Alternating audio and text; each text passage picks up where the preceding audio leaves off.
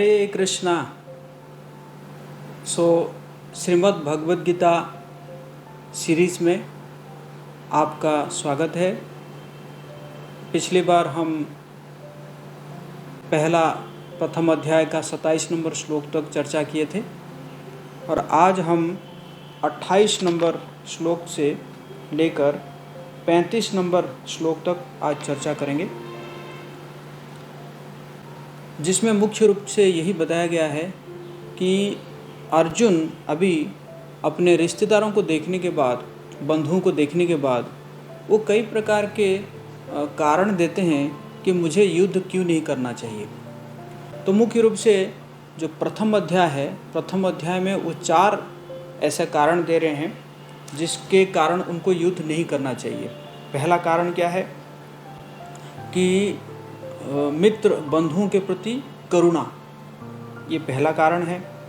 दूसरा कारण है कि अगर मैं जीत भी जाऊंगा तो भी मैं इसको भोग नहीं कर पाऊंगा, क्योंकि मेरे रिश्तेदार नहीं होंगे, बंधु नहीं होंगे, तो मैं किसको दिखाऊंगा ये जीत को। तीसरा कारण है कि पाप की भय, पाप लगेगा मुझे। चौथा कारण दे रहे हैं कि जो फैमिली ट्रेडिशन है, तो जो फैमिली ट्रेडिशन है वो फैमिली ट्रेडिशन नष्ट हो जाएगा अगर मैं युद्ध करूंगा तो। और फिर दूसरे अध्याय में फिर वो डिसीजन नहीं ले पाते हैं, तो वो 5वां कारण है। तो इस अध्याय में मुख्य रूप से 4 कारण है। तो हम शुरू करते हैं 28 नंबर श्लोक से। अर्जुन उवाच दृष्टेमं स्वजनं कृष्ण युजुत्सुं समुपस्थितं सीदन्ति मम गात्राणि मुखम च परिशुष्यति। अर्जुन ने कहा, हे कृष्ण, इस प्रकार युद्ध की इच्छा रखने वाले अपने मित्रों तथा संबंधियों को अपने समक्ष उपस्थित देखकर मेरे शरीर के अंग कांप रहे हैं और मेरा मुंह सूखा जा रहा है। तो ये सब क्या है? करुणा का लक्षण है। मित्र और बंधुओं के प्रति जो करुणा है, उस करुणा का लक्ष्य है। अगला श्लोक। बेपथुश्च शरीरे में रोमहर्षश्च जायते गांडीवं संस्रंसते हस्तात् त्वक्चैव परिदह्यते।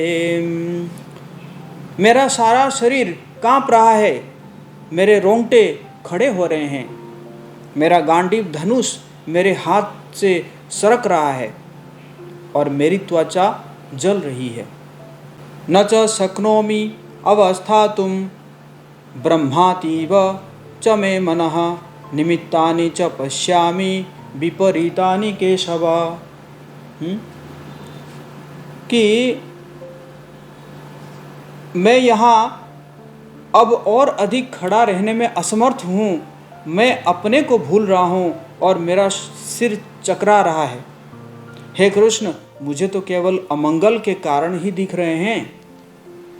तो इस प्रकार जो है अर्जुन के अंदर अपने मित्र के प्रति, सैनिकों के प्रति क्या हो रहा है? उत्पन्न हो रहा है, करुणा उत्पन्न हो रहा है। तो ये भी क्या है? भगवान की इच्छा है। भगवान की इच्छा से अर्जुन के अंदर ये करुणा उत्पन्न हो रहा है और जिसके बल पर भगवान क्या करेंगे? अब जो है भगवद गीता का संदेश पहुंचाएंगे। तो ये हो गया पहला कारण। तो अब जाएंगे हम दूसरे कारण। दूसरा कारण जो है आपको 31 नंबर से 35 नंबर तक बताया गया है। अर्जुन बता रहे हैं दूसरा कारण। दूसरा कारण क्या है? कि जीत के बाद भी मुझे कोई लाभ होने वाला नहीं है, मैं इसको भोग नहीं कर पाऊंगा। अगर मेरे रिश्तेदार नहीं रहेंगे, बंधु नहीं रहेंगे, तो मैं किसको लेकर, ये जीत को लेकर किसके साथ भोग करूंगा। तो 31 नंबर श्लोक। न च श्रेयोनुपश्यामि हत्वा स्वजनम आहवे न कांक्षे विजयम कृष्ण न च राज्यम सुखानि च। हे कृष्ण, इस युद्ध में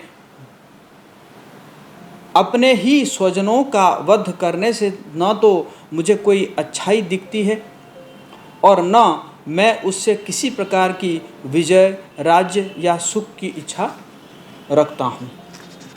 तो मतलब उनको कोई राज्य भोग करने के लिए भी कोई इंटरेस्ट ही नहीं है। तो ये ऐसा बताया जा रहा है कि इतना आसक्ति है उनको, इवन जो है कई बार ज़्यादा आसक्ति के कारण कई बार व्यक्ति जो है अपना जो मटेरियल प्रॉस्पेरिटी उसको भी भूल जाता है।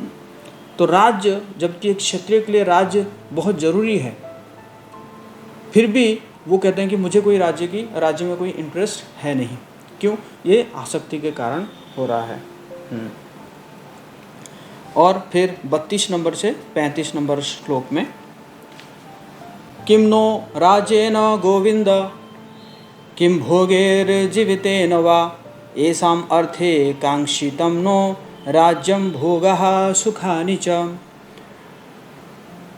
त इमे व्यस्थिता युद्धे प्राणांश्च त्यक्त्वा धनानि च आचार्या पितरः पुत्रास् तथैव च पितामहा मातुला श्वशुरा पौत्रः श्यालः सम्बन्धिनस्तथा एतान्न हन्तुम् इच्छामि घ्नतोऽपि मधुसूदनम् अपि त्रैलोक्य राज्यस्य हेतो किं नु मही कृते निहत्य धार्तराष्ट्रान्न का पितृ स्यात् जनार्दन।